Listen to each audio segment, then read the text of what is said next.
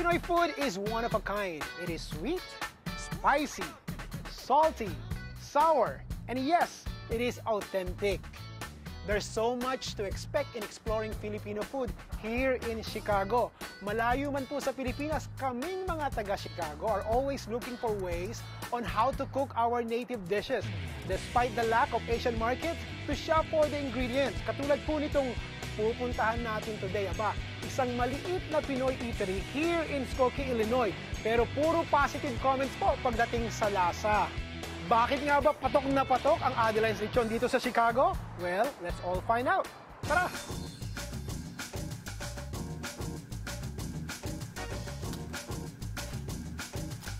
Ang Adeline's Lechon po is talagang napakaliit. They usually have people come here and pick up the food. Order the food and then pick up the food. So let's taste. Ito ang lechon.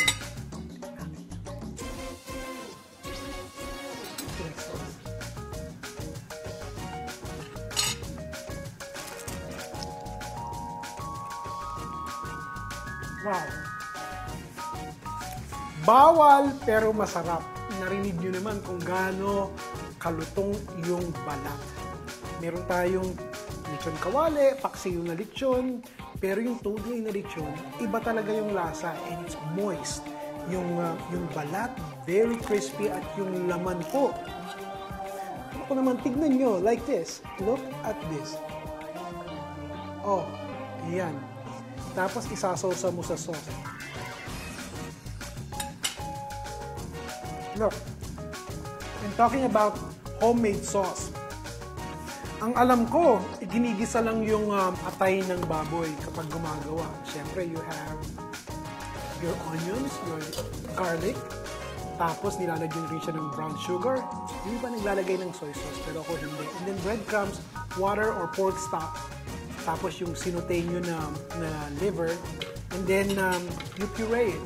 Pero ang ginawa nila, i-grill nila yung atay ng baboy, which is even much better dahil nakukuha nyo yung bang lasa ng charred. Yung charred taste nandun.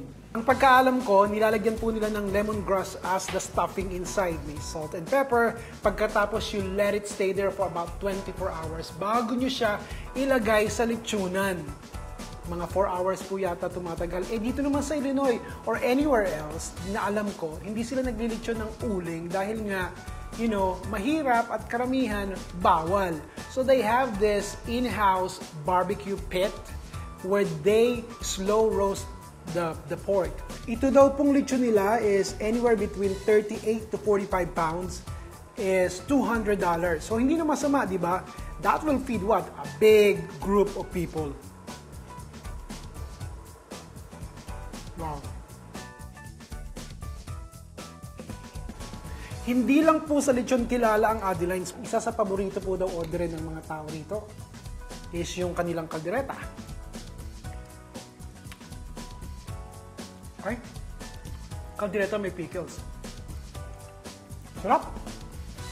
Bukod po sa lechon, sa kaldereta, paborito rin po daw ng mga customers ng Adeline's ang Seafood Express. Parang Bicol Express yung dating at saka ang kanilang combination ng pansit, bihon, at saka lomi. Kilala rin po ang Adeline sa paggawa ng mga fruit plates katulad nito. And by the way, ang Adeline's Lechon po, nagdi-deliver din daw, sabi nila.